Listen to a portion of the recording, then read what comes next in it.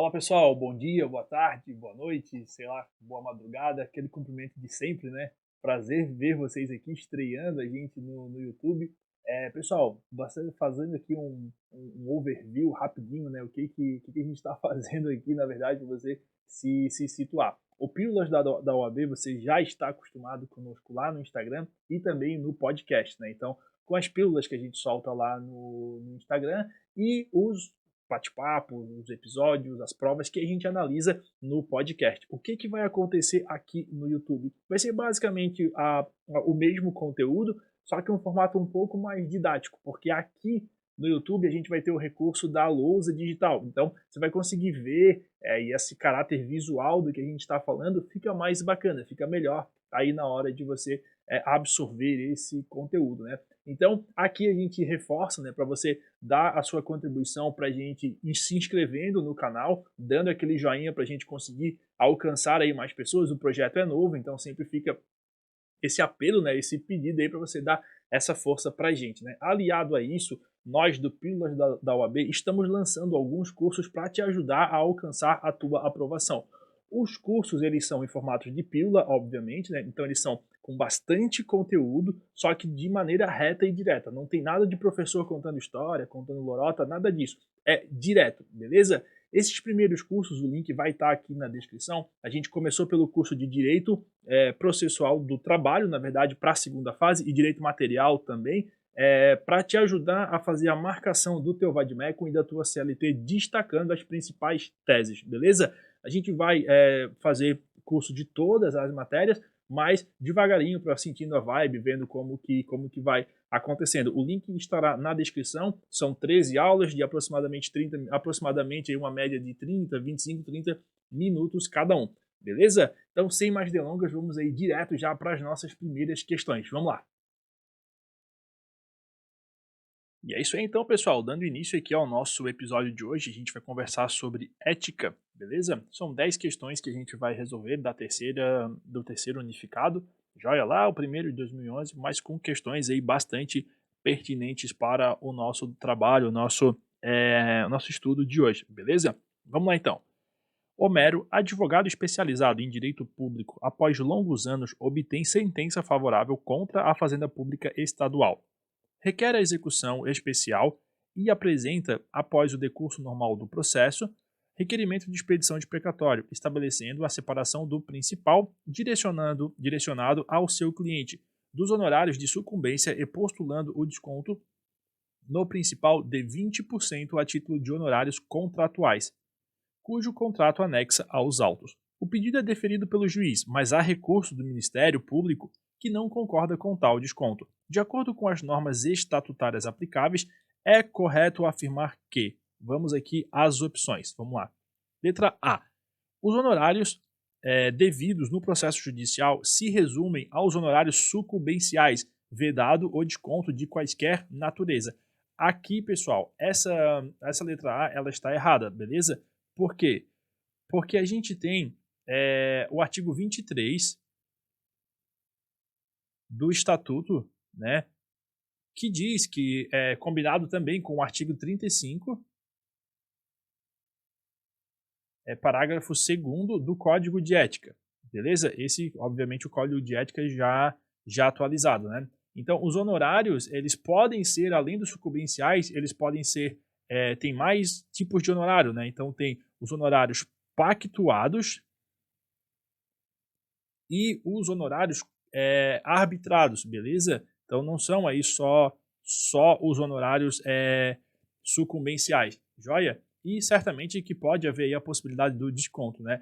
O artigo 23 do Estatuto ele vai dizer que os honorários incluídos na condenação por arbitramento ou sucumbência pertencem ao advogado, tendo este o direito autônomo para executar a sentença nesta parte, podendo requerer que o precatório, quando necessário, seja expedido em seu favor.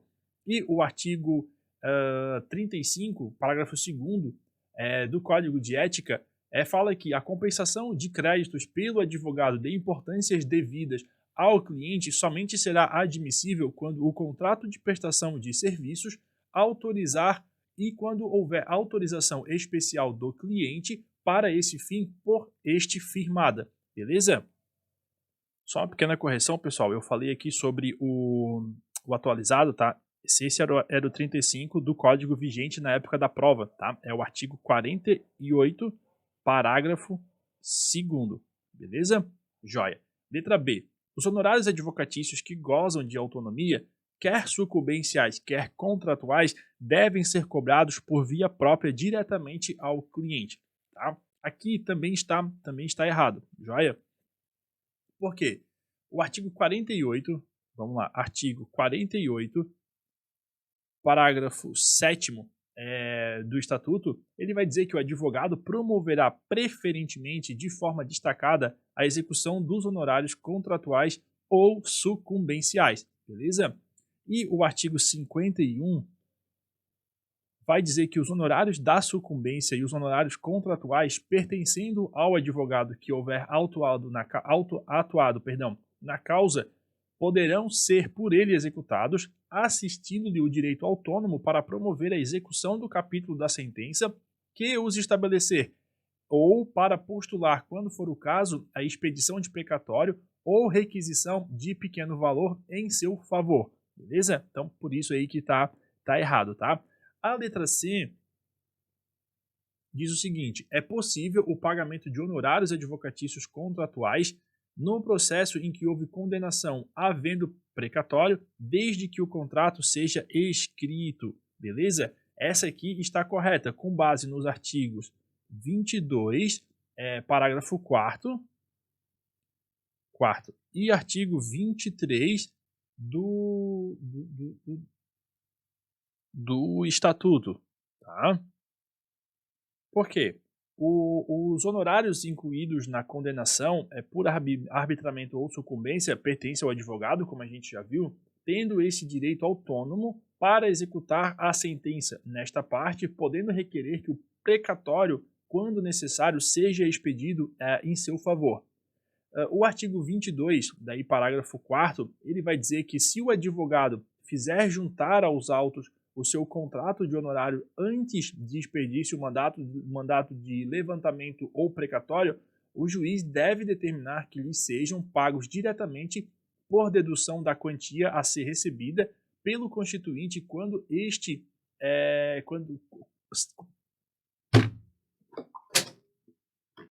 E, pessoal, além disso, né, se o advogado fizer juntar aos autos o seu contrato de honorário antes de expedir-se o mandado de levantamento ou precatório, o juiz ele deve determinar que lhe sejam pagos diretamente por dedução da quantia a ser recebida pelo constituinte, salvo se o constituinte provar que já pagou, beleza? Então, por isso que essa questão ela está correta. Então, é possível o pagamento de honorários advocatícios contratuais no processo em que houve condenação havendo precatório, desde que por contrato escrito, beleza? Então, com isso a gente vai para a nossa letra D, que também está errada, mas vale a pena a gente dar uma observada nela. Diz a letra D o seguinte: seja o contrato escrito ou verbal, pode o advogado requerer o pagamento dos seus honorários contratuais mediante desconto no valor da condenação. Aqui é o seguinte, está errado por isso aqui, ó, tá? É apenas escrito. Show? E aí a gente vai de novo, né? Artigo 22, parágrafo 4º e o artigo 48, parágrafo 2º. Aqui do Estatuto, aqui do Código de Ética e Disciplina, tá bom? O Código de Ética e Disciplina, ele diz que tem que ser por este, aliás, firmada. E o quarto aqui vai falar sobre o contrato de honorários antes de expedir-se ali o mandato, né? Aliás, né, o parágrafo 4º fala assim, ó, se o advogado fizer juntar aos autos o seu contrato de honorários. Então isso já nos remete a juntar aos autos, já remete então a um contrato que vai ser escrito, né? Ah, Diego, existe contrato verbal? Existe, mas como é que tu vai juntar isso, né? Ah, vai, grava e não sei o quê. Então não pode, tá? Esse contrato tem que ser escrito. Por isso que essa questão está errada, por causa do verbal ali. Beleza? Joia. Vamos lá. Na questão número 2, tem-se o seguinte. Tertúlio, advogado, testemunha a ocorrência de um acidente de trânsito sem vítimas envolvendo 4 veículos automotores. Seus dados e sua qualificação profissional constam nos registros do evento. Posteriormente, em ação de responsabilidade civil, o advogado Tertúlio é arrolado como testemunha por uma das partes. No dia designado para o seu depoimento, alega que estaria impossibilitado de realizar o ato porque uma das pessoas envolvidas poderia contratá-lo como profissional, embora naquele momento nenhuma delas tivesse manifestado qualquer intenção neste sentido. A respeito do tema, é correto dizer que, vamos às opções. Letra A. O advogado é suspeito para prestar depoimento no caso em tela. Errado, né? A gente já vai argumentar aqui. Letra B. A possibilidade decorre da ausência efetiva de atuação profissional. Aqui está correto, já voltamos aqui. Letra C. O depoimento do advogado, no caso, é facultativo. Está errado, já vamos voltar na B para justificar. E D. Somente poderia prestar depoimento após a intervenção de todas as partes no processo. Não tem nada que fala sobre isso, tá? Aqui, galera, é o seguinte. A gente vai lá no Estatuto, no seu artigo 7º, no inciso 19. Lá nós vamos encontrar que são direitos são direitos do advogado. De fato, ele pode recusar-se a depor como testemunha em processo no qual ele funcionou ou deva funcionar. Beleza? Ou sobre fato relacionado com pessoa de que quem seja ou foi advogado, mesmo quando autorizado ou solicitado pelo constituinte, bem como sobre fato que constitua sigilo. A questão aqui é muito clara, né? Nenhuma delas tivesse manifestado qualquer intenção nesse sentido. Então não houve efetiva atuação profissional. Então ele não pode aí, se recusar a depor aí só por conta dessa possibilidade de vir a ser advogado de alguma das partes. Joia? Então isso realmente não tem cabimento aí para o nosso querido Tertúlio. Joia? Belezinha. Vamos lá então. Questão número 3 agora. O magistrado Méville, de larga experiência forense, buscando organizar o serviço de seu cartório, edita portaria disciplinando o honorário de atendimento das partes e dos advogados, não coincidente com o horário forense. Os processos passam a ser distribuídos por numeração com responsabilização individual de determinados servidores. Estabeleceu-se que os autos de final 0 a 3 teriam atendimento ao público, aí incluídos os advogados, das 11 às 13 horas, e daí sucessivamente. Com tal organização, obteve o cumprimento de todas as metas estabelecidas pela Corregedoria. À luz da legislação estatutária, assinale a alternativa correta quanto a essa atitude. Pessoal, vocês sabem, né? Quando fala legislação estatutária, estamos falando do Estatuto da Advocacia, tá bom? Cuidado para não confundir com o Estatuto estatutária lá do funcionário público e tudo mais. Fica atento nisso, tá? Vamos lá. Letra A. O ato normativo do magistrado colide frontalmente com o direito dos advogados de serem atendidos a qualquer momento pelo magistrado e pelos servidores públicos. Aqui, essa é a questão correta, tá? Deixa eu mudar aqui. Essa é a questão correta. Aonde que está baseado isso? Lá no artigo 7º,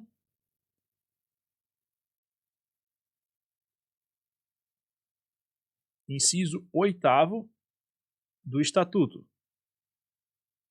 Lá vai dizer que são direitos, né, dos advogados dirigir-se diretamente aos magistrados nas salas e gabinetes de trabalho, independente do horário. Beleza? Só que, né, de horário aí, independente de horário previamente marcado ou outra condição, só tem que observar a ordem de chegada. Fora isso, tem que ser atendido, tá? As demais questões estão erradas, vamos só passar por elas aqui. A administração dos órgãos do Poder Judiciário é autônoma, podendo ocorrer ato do magistrado impondo restrições ao advogado. Nunca, né? O princípio da eficiência sobrepõe-se aos interesses das partes dos advogados, seguindo moderna tendência da administração pública. Aqui eles tentaram te confundir com o princípio da eficiência quando falaram aqui, ó, com tal organização obteve o cumprimento de todas as metas. Também está errado, né? O advogado, ele é parte essencial na administração da justiça, então também é interesse nosso ser atendido ali o mais breve possível, embora a gente saiba que isso aí é uma mera lenda para a prova, né? Não é bem assim que funciona.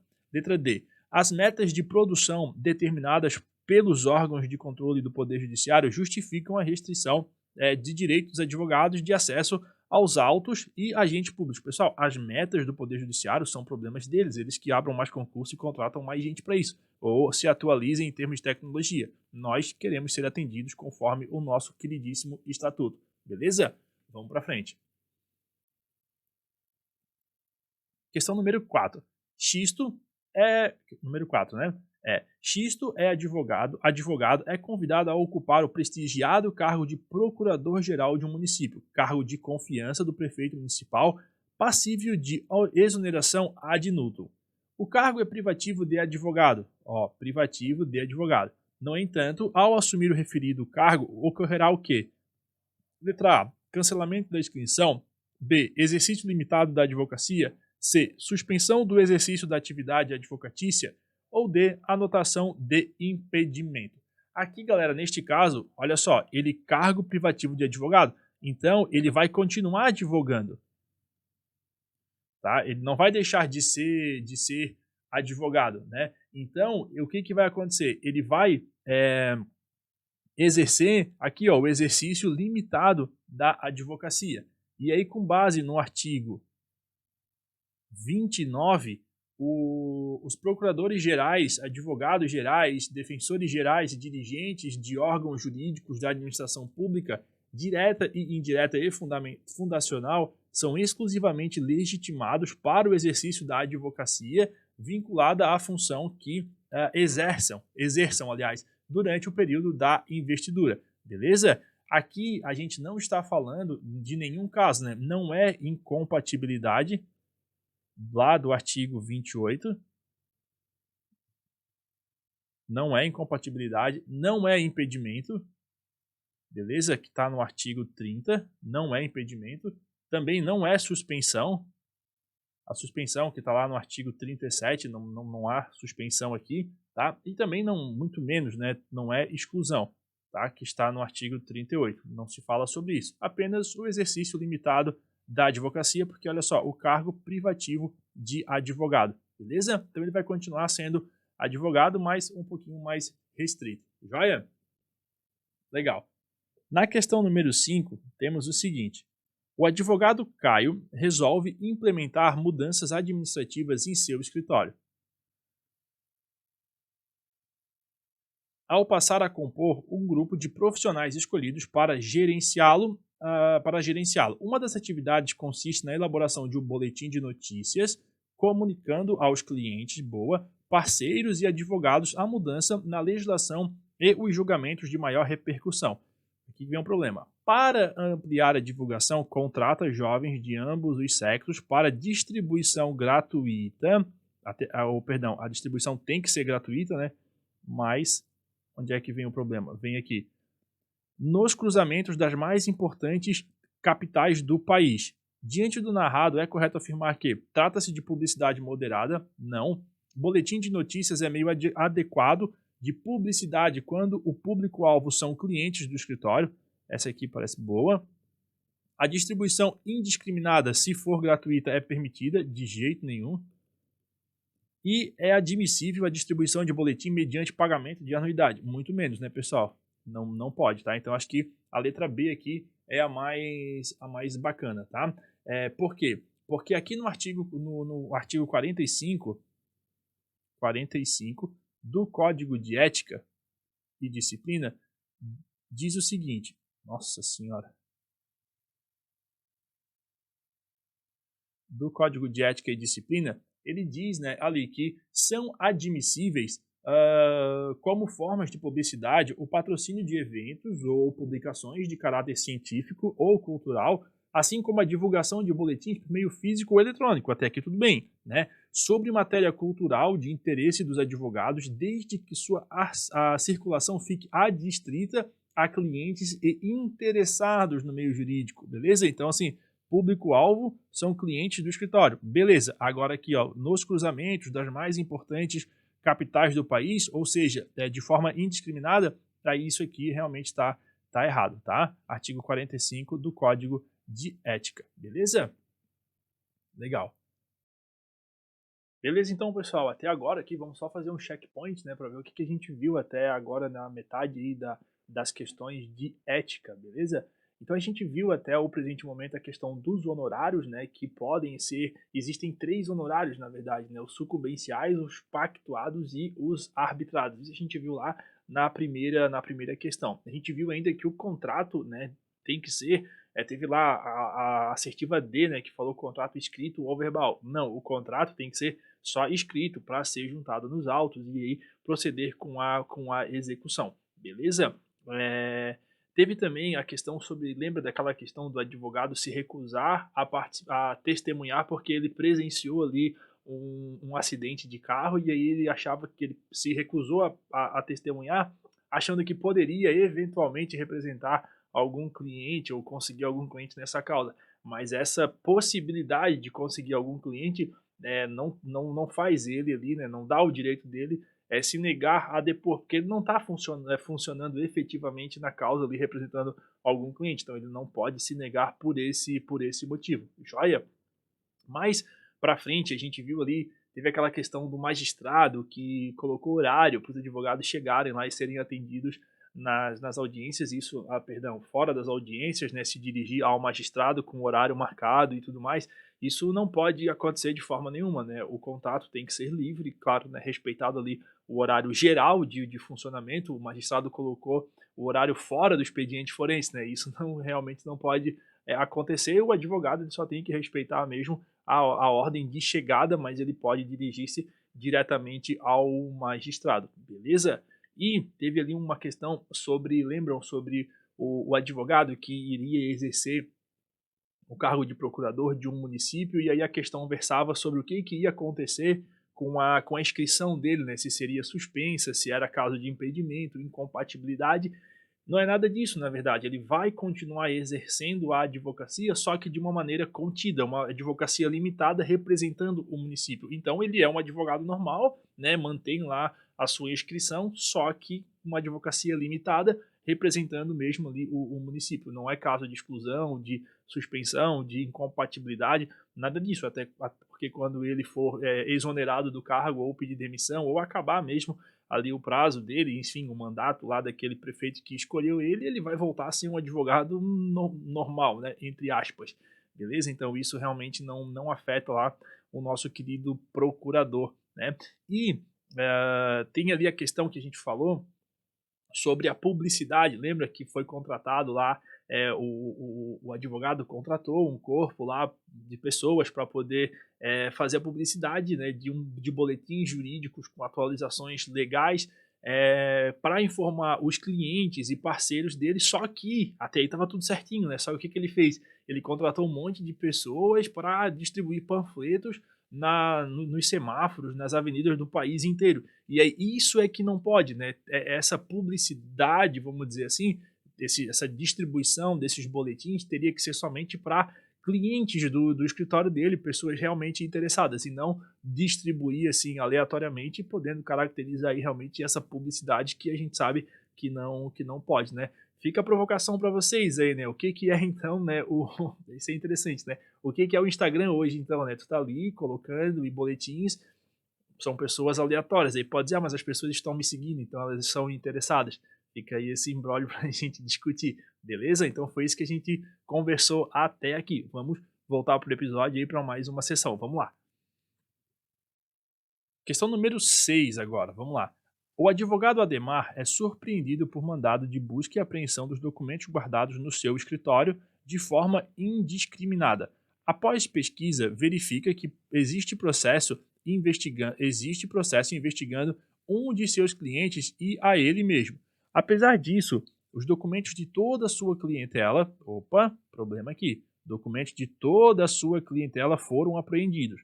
Diante do narrado, é correto afirmar que a prática é correta em função de investigação atingir o advogado. Não é correta, né?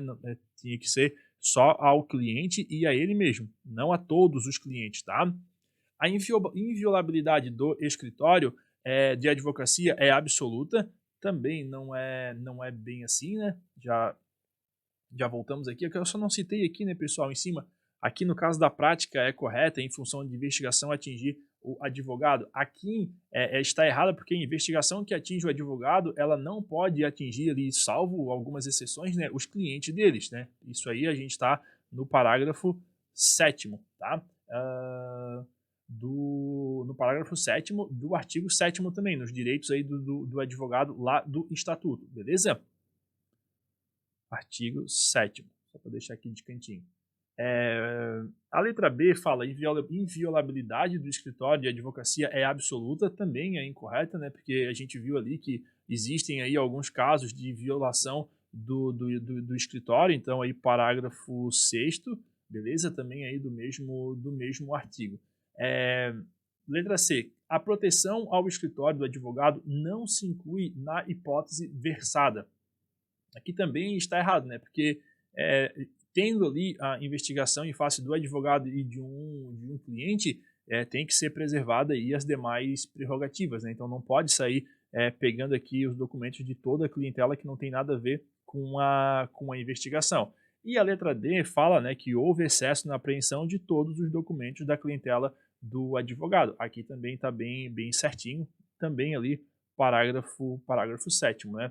Então, parágrafo 7º, e aí a gente tem, é bacana a gente dar uma olhada no inciso 2º do artigo 7º também, tá? Artigo 7º, inciso 2º, que diz que a inviolabilidade do seu escritório ou local de trabalho, bem como de seus instrumentos de trabalho e de sua correspondência escrita, eletrônica, telefônica e telemática, desde que relativas ao exercício da atividade advocatícia.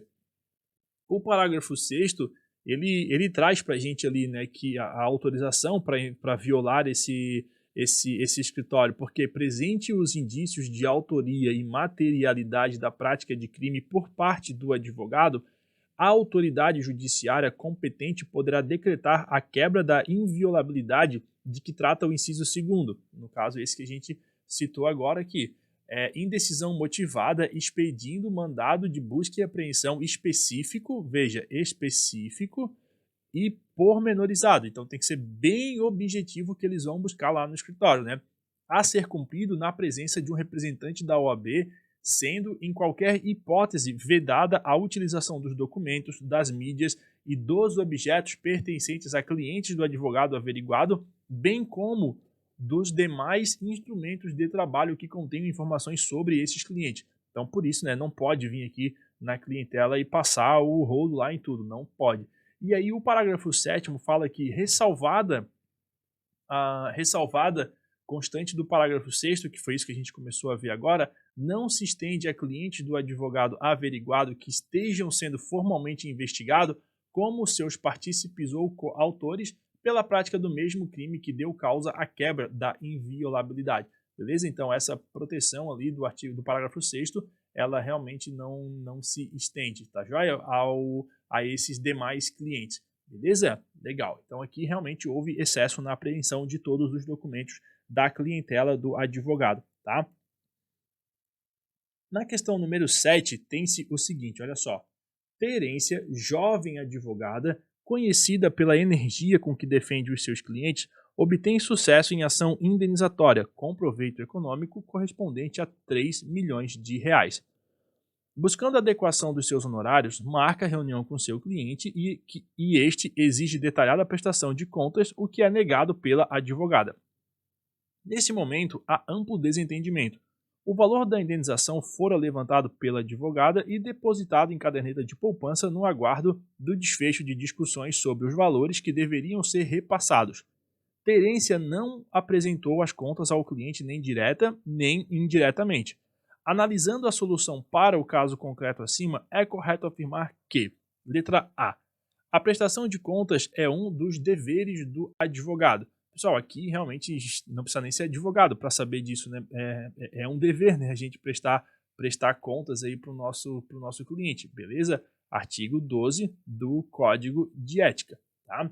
A conclusão aí ou a desistência da causa tenha havido ou não extinção do mandato, obriga o advogado a devolver aos clientes bens, valores, documentos que lhe hajam sido confiados e ainda estejam em seu poder, bem como prestar contas pormenorizadamente sem prejuízo de esclarecimentos complementares que se mostrem pertinentes e necessários. E aí o parágrafo único também ele é bem importante também, o parágrafo único, que vai dizer que a parcela dos honorários paga pelos serviços até então prestados não se inclui entre os valores a serem devolvidos, beleza? E a gente tem também o artigo 34 do Estatuto, que vai dizer que essa conduta da nossa queridíssima, lá no inciso 21, vai dizer, né, que constitui aí infração disciplinar recusar-se injustificadamente a prestar contas ao cliente de quantia recebidas dele ou de terceiros por conta dele. Então, a letra A seria a nossa correta. As demais estão erradas. O advogado, aqui, enquanto o cliente não apresentar postulação judicial, a prestação de contas é inexigível? Não, né? Não precisa exigir juridicamente essa prestação de contas. O advogado exercendo o mandato não necessita prestar contas, né? Vai frontalmente contra a letra A, que a gente acabou de ver. E a D, essa questão é dirimida pelo juiz da causa em que ocorreu a condenação. Aqui também está errada. Beleza? É uma obrigação, sim, do advogado prestar contas. Joia? Vamos lá. Questão número 8.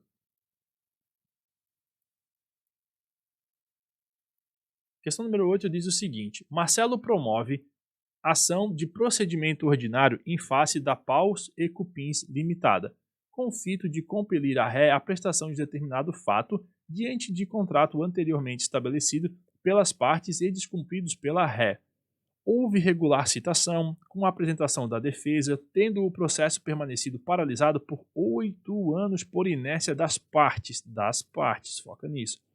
10 anos após a paralisação, o réu ingressa no processo requerendo a declaração de prescrição intercorrente, que é declarada, não tendo havido recurso do autor. Após consultas processuais, o autor descobre a real situação do processo e apresenta representação disciplinar à OAB contra o seu advogado.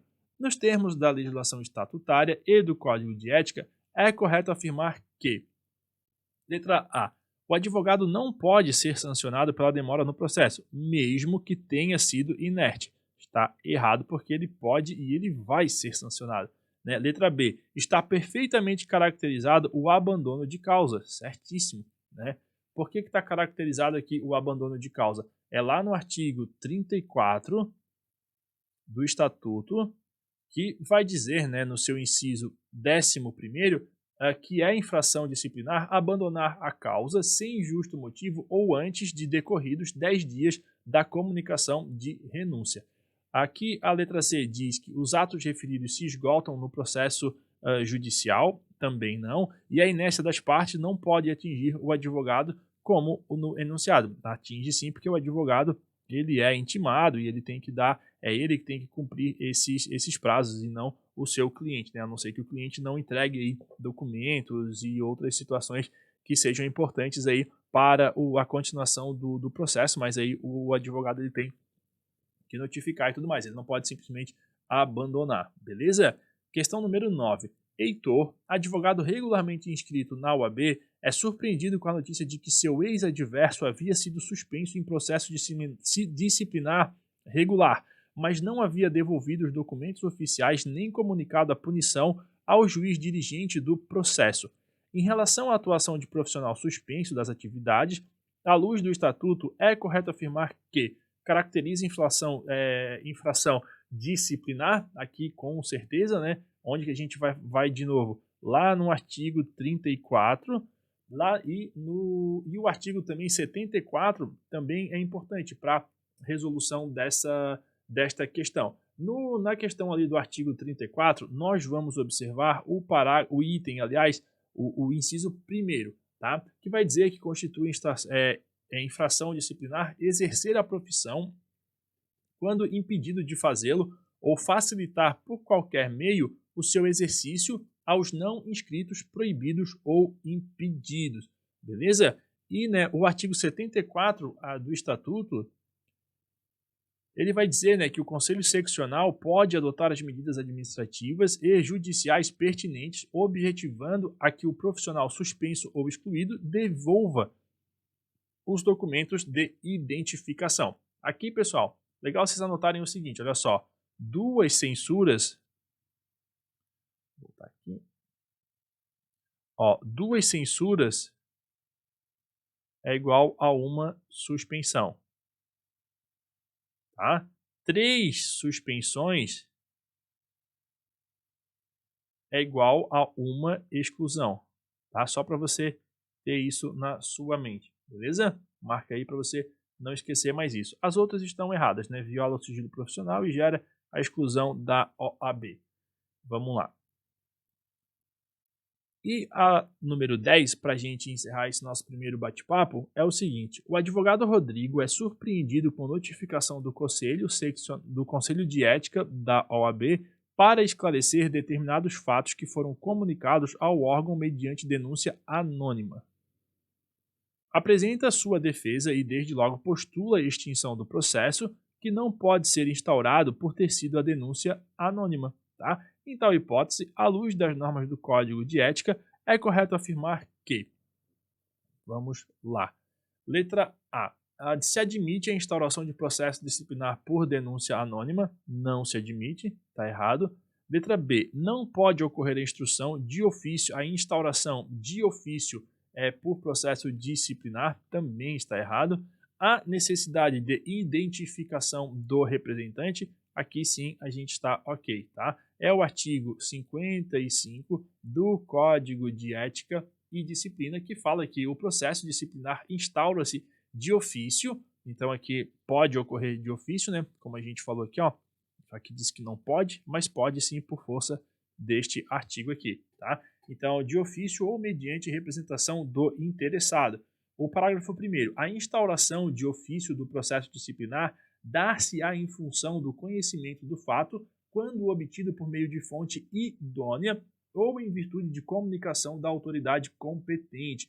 E o parágrafo 2º nos diz que não se considera fonte idônea a que constituir denúncia anônima. Então, aqui é não idônea. Então, não pode, beleza? Não vale aí para fazer a denúncia, joia? E é isso aí, pessoal. A gente encerra com isso aqui o nosso bate-papo e voltamos aí no próximo episódio. Um grande abraço e até mais. Tchau, tchau. Beleza, pessoal? Então chegamos ao fim desse episódio. Vamos só recapitular rapidinho o que a gente viu aqui, só para dar aquele fechamento massa, beleza? Vamos lá. A gente falou, né, sobre os direitos do advogado, lá naquela questão sobre a invasão mesmo, a entrada lá da rapaziada bem simpática no escritório do advogado, que mexeu nos documentos do advogado e do cliente, que estavam sendo investigados junto com ele, mas também levaram e mexeram ali nos documentos de todos os clientes. Então isso não pode, né? A gente sabe que essa diligência ela tem que ser somente naquele cliente que está sendo investigado, e não todos os clientes, beleza? Então isso realmente a inviolabilidade ela é garantida ao advogado, mas tem essa exceção. Pode ser investigado os documentos dos clientes ali que estão realmente participando aí, sendo alvo de alguma investigação, beleza? Lembrando, né, que esse mandato expedido pelo juiz tem que ter acompanhamento de um representante da OAB. Isso está no artigo 7º, inciso 2º, tá bom? Então fica esperto quanto a isso. O próximo assunto que a gente conversou foi aquela moça que ganhou 3 milhões de reais de honorários e aí na hora de fechar as contas ela não quis